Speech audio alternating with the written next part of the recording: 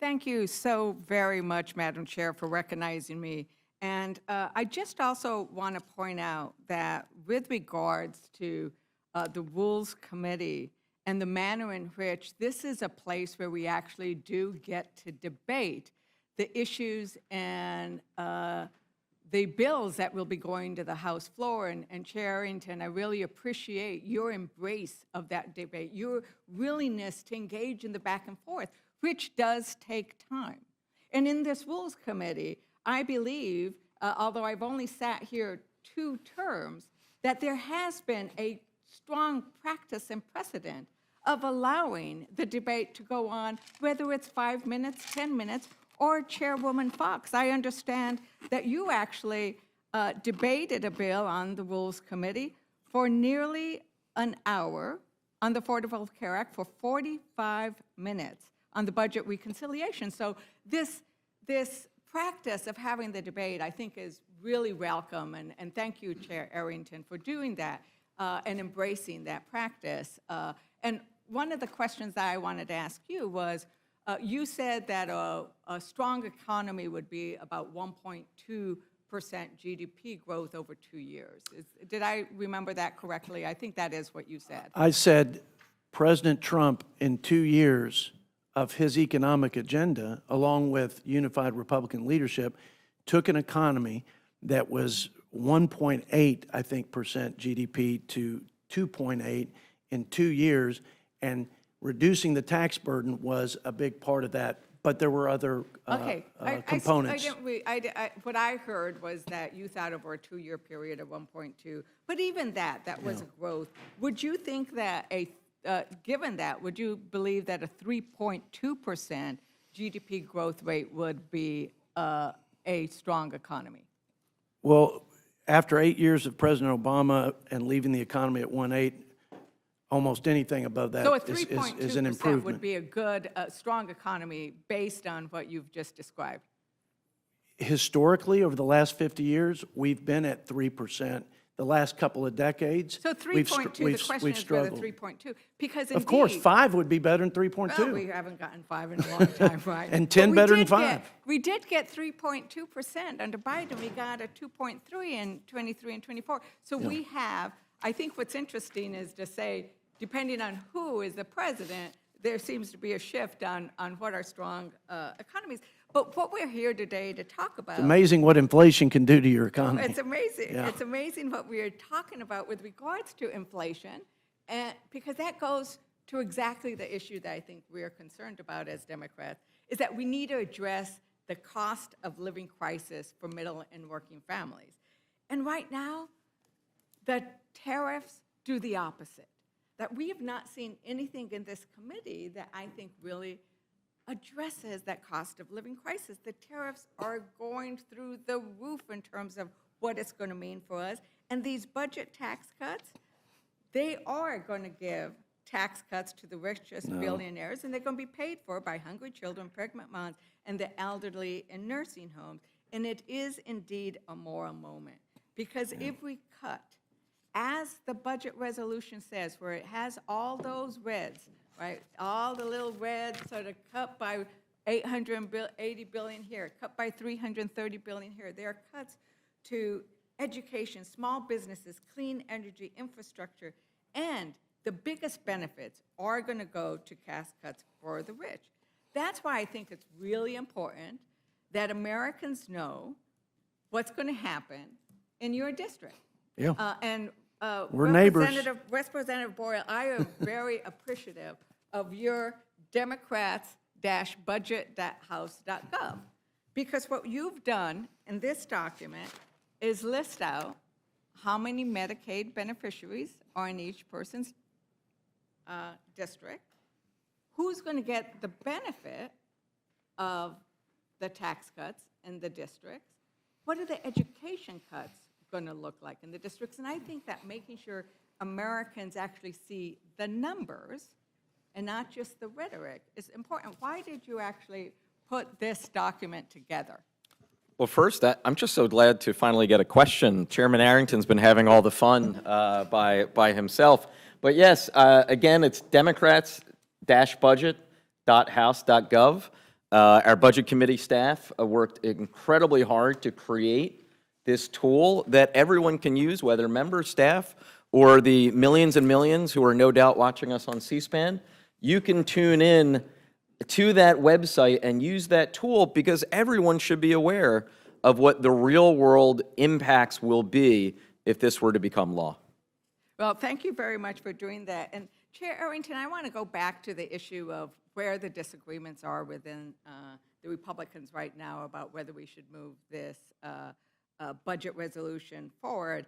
And I'm not going to go into those who called it unserious, but what I'm understanding is that there are a lot of Republicans who are opposed because they want budget cuts and even maybe more budget cuts than what the Senate has sent over. Am I understanding that correctly? That's where the potential no votes are going to come if they're not convinced otherwise? Fiscal conservatives concerned about the massive deficits and the wartime level debts would like to see enforceable spending reduction where we have literally trillions of dollars in waste, fraud, and unnecessary spending by the people's government. They trust binding targets more than these institutions of ours that have repeatedly, under both Democrat and Republican leadership, repeatedly failed our country and our children. So basically, they want bigger tax cuts. I mean, they want bigger program cuts and enforceable program cuts. Enforceable. I have not seen anybody say they are going to vote no on the Republican side because they don't see anything in here to protect Medicaid. And, you know, in the Senate, we actually had Republican senators who wanted to protect Medicaid. There were 3 Republican senators who voted on a bipartisan amendment to actually explicitly say they were going to protect Medicaid. Now, that would be wonderful if we would see 4 Republicans from the House willing to stand up and say, we will vote no unless we have an explicit protection for Medicaid, because it's not enough to say, oh, it's a scare tactic, because we have the CBO letters and reports that say the only way you get to that number is by cutting Medicaid. And what's interesting by cutting Medicaid, just for clarity, by cutting Medicaid, because you keep using, and I've heard it from other colleagues of yours, by cutting Medicaid, are you saying by cutting the spending to people who are ineligible? Are you talking about cutting the payments to illegal immigrants? Are you referring to cutting benefits for citizens of the country? I'm talking about $880 billion worth of cuts to Medicaid. And maybe I would point out, and Madam Chair, I'd like to enter into the record, the CMS report where they actually talk about improper payments. They're improper payments fact sheet. So this is coming from CMS. Madam Chair, I'd like unanimous consent to. Without objection. So in this report, they actually do say that there are improper payments. It's about 5.09%. But this is what they state, and it's very similar to what Representative Boyle put in, is of the 2024 Medicaid improper payments, almost 80%, 79.11%, were the result of insufficient documentation. And they go out of their way to say, these payments typically involve situations where a state or provider missed an administrative step. They do not indicate fraud or waste. Representative Boyle, what do you have to say to this claim that they're not going to cut services, it's just fraud and abuse and waste? Well, both you and I now separately have quoted directly from the GAO report in order to refute the idea that this is all waste, fraud, and abuse, or there's $500 billion over 10 years. It's just not so, and GAO made that clear. I mean, just so everyone can have the full picture, $880 billion of Medicaid cuts. About $8 trillion a year is spent by the federal government on Medicaid. So $880 billion worth of cuts would be about an 11% cut to the program. To act like and pretend like there wouldn't be benefit cuts if you're making an 11% cut, $880 billion worth at least, which is in the House version, it's just not so. There clearly would be benefit cuts. So we should be just honest with people and recognize that there will be a real world impact. I had an event on Monday morning in my district with Catholic Health Services as well as Esperanza in North Philadelphia. They were talking about the noble work that they do. And one of the women speaking, and this is part of her ministry, she was almost in tears and getting choked up about the people who will be impacted if this bill becomes law and these Medicaid cuts happen. And that's consistent with the meetings I've had in my district. It's consistent with the town halls we've had. It's consistent with meetings at nursing homes, with federally qualified health centers, the American Hospital Association. There is everybody who actually provides services and looks at these cuts, and they're the ones who are on the ground doing this work, are saying it's going to potentially shut down rural health clinics, and it's going to really hurt. And I agree that we should always do better, right? If there is a 1% fraud and abuse, which is a lot less than what they're talking about, we should work on that, right? But if Medicaid were a patient and it came to the Republicans to get health care for a cold, Republicans sort of, what they would do, it's like, I'm here for a cold, I'm Medicaid, I'm here for a cold. How do I fix this? Republicans would cut off your limbs and let you bleed to death. I mean, they are That's gonna disappointing. so harm Medicaid that Sorry. it would be awful.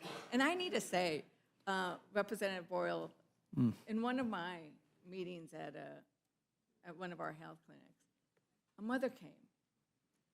Her son is a hemophiliac.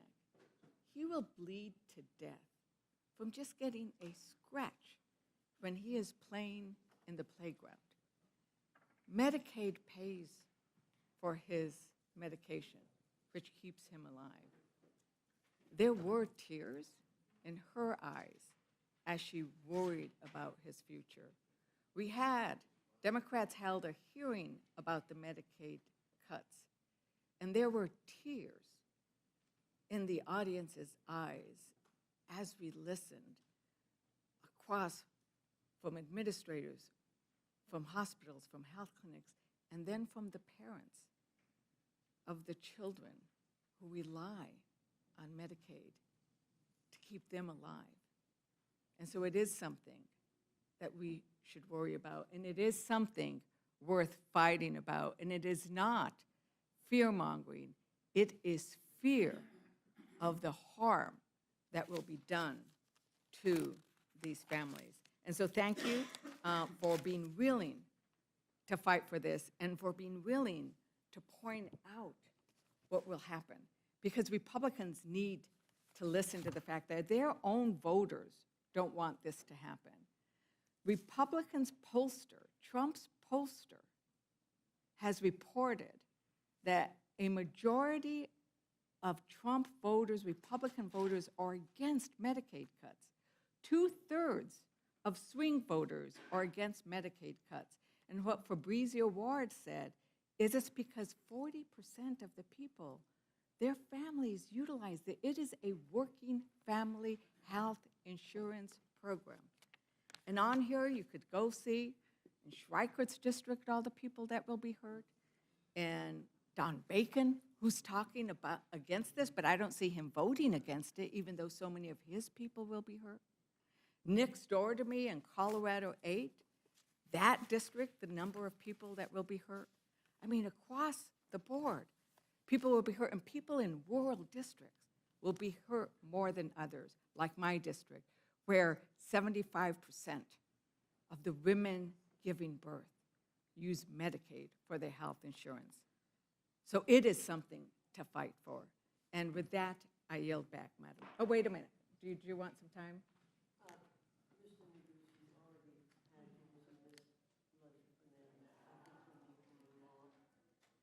Notwithstanding the comment that my colleague from New Mexico made regarding the chairwoman's participation in 2010, for 45 minutes you spoke in this committee. 45 minutes. I spoke for 15. Time deal. That's, I 15 think, minutes I is think the it's longest time, I think it, that's the new rule in the committee. I think 15 minutes gets it. Okay. And I'm especially, Just for the record, that's the new rule. And when the Democrats are in the majority, I hope It's Chairman not- McGovern intends to enforce it, because for decades, it's not the the chair new of this rule. committee has never shut down debate, and the chairwoman spoke for hours, 45 minutes on one occasion, an hour on another occasion. In this committee, we have the dates. And because I want to talk for 17 minutes, I want an extra 2 minutes to ask the chairman a question. But that's fine. Again, another precedent broken, so I'm happy to And I think, yield back. Madam Chair, it's part of the I- debate that we are engaged. I will tell, I want to say something. I would be much more tolerant of what you are saying if you weren't distorting what this resolution does. And I want to tell you, I believe we're held accountable long-term for scaring people for something that is not in this bill. So, Madam Chair, because I think I still do have time, I still hold the floor, but I think that this is exactly the reason why we need to discuss. You have a version and a perspective on this bill, which you and your 9 Republicans on the committee can debate and can raise and can ask the questions.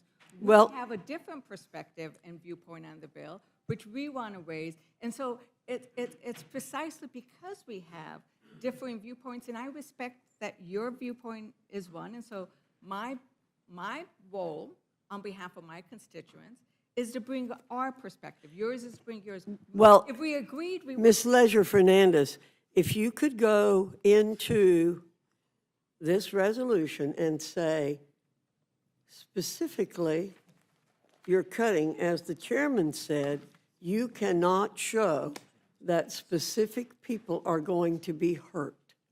Specific people are going to be hurt. You know, we could stay here all day and debate. I don't think it's a good use of our time. And we are taking time, we're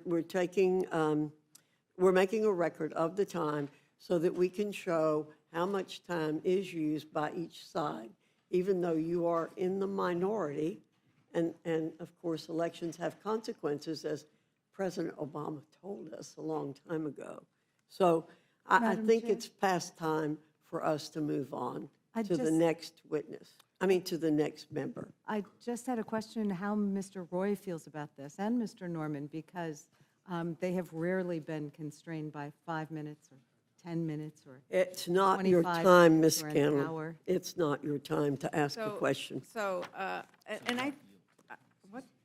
Nothing, I'm just clarifying that, yeah, so I'm not able to, you're not going to recognize Ms. Leger Fernandez yielding me for a few minutes to ask Chairman Arrington a question. I'll recognize Ms. Leger Fernandez to continue to ask a question. But fairly soon, again, I think we need to move on. Can you tell me what the question you was going to ask, Representative? Yeah, I don't Chairman understand, Arrington? you're saying I should give her the question so she can ask it? I mean, it'd be a lot easier if you just let him ask the question. Are you yielding to I am Mr.? yielding to. All right, colleague Mr. from Neguse, Colorado. ask your question. Thank you very much, Madam I Chair, thank the for allowing chairwoman, that. and I thank my colleague from New Mexico. Chairman Arrington, I just want to drill down a bit on the last comments that Ms. Leger Fernandez made, and obviously we've had a lot of debate today about Medicaid. And I take it your position is one you've already articulated, that you concur with some of your colleagues on the other side of the aisle who have claimed that there would be no cuts to Medicaid benefits, right? That's what essentially your position? Yeah. Okay. You're familiar with an amendment that was offered in the Senate to this particular resolution that was supported by 3 Republican senators, Senator Hawley, Senator Murkowski, and Senator Collins, to protect Medicaid? Or are you generally familiar? Generally, yes, I am. I don't know the language specifically. And you understand that amendment failed? Yes, I do. I can represent to you it failed. Yeah. Republicans voted against it. Yeah. With the exception of those 3 Republicans and all Senate Democrats. If you have no intention of cutting Medicaid, then why not agree to the language protecting Medicaid? Seems like it would be pretty non-controversial. To be very frank, it's because, and you're a friend, Sure. and she's my neighbor, but because you all have already in this hearing, and for weeks, if not months prior to, and you will continue to mischaracterize making that program run more efficiently, rooting out waste and fraud, structuring the program to actually support the most vulnerable as a cut. And there's just, I mean, this hearing is a great example of why there's a breakdown in trust, because Ms. Fernandez just talked about the limbs of our citizens being torn off of their bodies and Republicans watching them bleed out. That is a gross mischaracterization, I think you would agree, I hear of you. what our intentions are. My- But that's the reason why I hear we you. don't play But these games all I'm about, suggesting to you is Yeah. Senator Hawley and Senator Mikowski, Yeah. these are Republican senators, Yeah. they're not Democrats, have some pretty simple language. yeah, was it Medicaid benefits or was it? That's what I'm asking. Medicaid, no, I don't know. Benefits. I'm saying, you have the We've ability- committed to that. We have committed to Why not put it in no the cuts. bill? We're accountable for what we commit to Then why and put promise everything and else in follow the bill? through on. This is my point. Yeah. Why, you make much of the instructions that you've Yeah. designed. Well, Yes. give me a moment here, and the various ways in which you believe the budget ought to be structured. And it just strikes me that the one quote-unquote promise that you feel really passionate about today, about with respect to Medicaid benefits, happens to be conveniently the one promise that Republicans refuse to put in the text of the instructions. Why not? It would be pretty simple. You could tell the American public, look, we've got it. No cuts to Medicaid. It's I in can the tell you, document, but you all won't do it. I can tell you, let me just finish the thought process here, because my friends and colleagues who happen to be Democrats will pervert, twist, contort, and anything we say on Medicaid or any other government entitlement program to serve the purpose, the political purposes of using it as a cudgel to beat on our party, our colleagues, when in fact, it is simply addressing, like I've said before, the inefficiencies of program integrity. I hear you. I hear you. Okay. And I would just say, and I hear your criticism, but my point is. And I watched you it all on have been- display today. You all have been very crystal clear about a lot in this bill. Yeah. Right? And my simple point is this notion that you won't put in the bill that you're not going to gut Medicaid because you believe that if you do so, Democrats will criticize the bill as gutting Medicaid. And so therefore, you've made a decision You will. to not put, no, I I understand. don't mean but you, I hear but you. if we do, like I mentioned to Mr. no, McGovern, I haven't- I look at wasn't the finished. Medicaid rolls twice I hear you, instead Mr. of. Chairman, but I Yeah. wasn't finished. Yeah. I'm just simply suggesting a lot Yeah. simpler if you feel so passionately about not cutting Yeah. Medicaid benefits to put that in the bill. Yeah. So, One question, and I think thank it's you, time. thank you, and I will finish with this, Wait, Chairman. Excuse me, Madam Chair, this is the Rules Committee, and we have a custom here of allowing for I've heard debate. this And we are now dealing in an emergency rules meeting on a budget that, quite frankly, we think has devastating impacts for the people we represent. And if we're not going to be able to have a thorough debate and be able to say what's on our mind, then I think we should move to adjourn.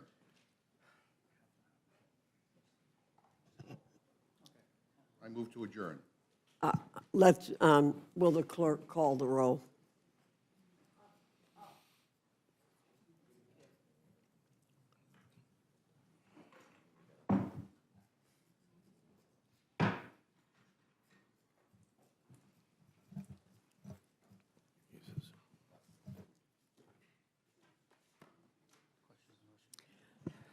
The question is on the motion to adjourn. All those in favor say aye. All those opposed, no. No. That's for a roll call. Mr. McGovern has asked for a roll call vote. The clerk will call the roll. Mrs. Fishbach? Mrs. Fishbach, no. Mr. Norman?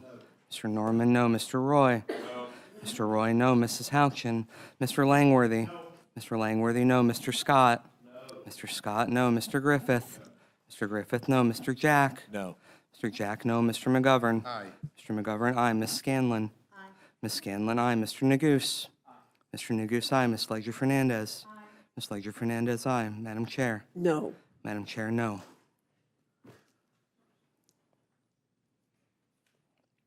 Clerk will announce the total. 4 yeas, 8 nays. The amendment is not agreed to. The motion to adjourn is not agreed to. Madam Chair, I believe I had the floor, and I'll finish up. I'm sorry, Ms. I believe I had the floor, and I will, the ranking member, you yield back to me? So I just want to say, Chairman Arrington, that I don't think you've heard anybody say today that we are against cutting fraud or abuse or making things more efficient. We are very in favor of making things efficient. We are against cutting their services that my neighbors across the border rely on, that I know you care about, my New Mexico citizens. It's a region. We're separated by a border, but not by values, I believe. So that's why, we will be asking for protections for Medicaid services. We are not against improving CMS. We are not against improving efficiency, but we do want very specific protections. We'd love to get 4 Republicans doing what the 3 Republicans did in the Senate, which is say, just that thing, we will protect Medicaid services. We'd love to get 4 Republicans saying, we want to vote on Trump's tariffs. If you're for the tariffs, you're for the tariffs. If you're not, you're not. Let people vote on it. We'd love to move these things to the floor of the House, where we could have those continued debates on the floor of the House to let people vote for them. But it is about the services, and it's about the people who we meet with every day that we care about. And that's why we're doing that. I can tell you that's why I'm doing that, not to beat up just on Republicans. I'm a very bipartisan person. Rules is differently, but most of my bills are bipartisan. I have I have a lot of Republicans in my district. I'm a D3 district. It's a very bipartisan district. I work in a very bipartisan manner. So I can assure you that it's to beat up on the policy, not on your party. Sure. So with that. May I respond? Sure. Cutting waste and in all of its forms should be bipartisan. Mm-hmm. But when you all were running your partisan reconciliation bill called the Inflation Reduction Act, I didn't hear one single recommendation. I hear you want to save. You say, if you can find it, I'm with you. We're all for that. We're all for that. But I didn't see anything in the Inflation Reduction Act that talked about program integrity, rooting out waste and fraud, not one jot or tittle in that huge tax and spending bill. I also, by the way, after listening to what I think is false and empty rhetoric on taxing the rich, how much did y'all raise the taxes on the rich when you passed the IRA? What did you do for the billionaires? Did y'all raise their taxes to pay for the price fixing on drugs or any of the other things? Did y'all raise taxes on the rich? What did you do with the time? If y'all feel so strongly about this, where was the waste, fraud, and abuse reforms in the IRA, and where were the tax hikes on the rich? That's why I find this to not be as credible of a debate as I would like it to be. I certainly think there's sincerely held views that differ, but when I'm hearing about limbs being ripped off and people bleeding out, and I hear we all care about waste, but y'all never put any provision that deals with the waste. You expand the IRS by 80 billion IRA agents, but anyway, I digress. I hear a lot of lip service, a consensus around waste, but I see no action. And then when we try to take action, we are met with the same old scare tactics about people's limbs being ripped off. And it's unfortunate, but I'm undeterred. I mean, and I think my colleagues are too, just completely, because we do have Medicaid beneficiaries in our district, and we want to fight to preserve for our vulnerable Americans this important program that they rely on, and to ensure that it persists into the future for future struggling and working people that need it. But we also have a lot of taxpayers in our district. You and I do. We share a border, but like you said, we don't share, we share a border, but we have similar values. My folks and your folks in eastern New Mexico want us to be stewards of of their hard-earned tax dollars. And for us to not talk about waste and not try to right-size the bloat in this people's government would be a huge missed opportunity. And we miss that opportunity regularly because we hear the bylines and the mischaracterizations about what you just said, and they're not true, and we end up just perpetuating this massively inefficient government at the expense of taxpayers who are paying the freight on all of it. That's unfortunate. Thank you, and as we note that, I think it was very appropriate for you to speak as long as you wanted on this issue. So it's oftentimes that it's not we were speaking, we were giving our witnesses the time to explain their position. I appreciate that. I would say that we did receive over $1 billion out of the IRA in tax revenue because of the audits going against fraud and abuse of those. So that's something that we were doing. So I think we have done. And I would also point out that in the document that I entered into the record, the Medicaid improper payment rate actually went down from 8.58% in 23 to 5.09% in 24. So there is actually documentation of an effort to increase the efficiency. And once again, this is improper payment, which is not fraud and abuse, but even that, we need to make things more efficient. I would love it if we cut out some of the, regulatory overburden so it's easier for people to get paid for the patient care that they get. Because the other thing we know is Medicare is one of the cheapest, right? Providers don't Medicaid is one of the cheapest ways of getting health care. Those who are willing to take Medicaid patients get reimbursed less than they do if you take a Medicare patient. They get reimbursed less than if you take a private insurance patient. So we know it's a very lean, and I'm very grateful to those providers who are willing to take the Medicaid so their patients, because there isn't a lot of fat in that program. But with that, is there anything else? With that, Madam Chair, I yield back. And thank you for the debate and the conversation. Thank you, Ms. Chairman Fernandez.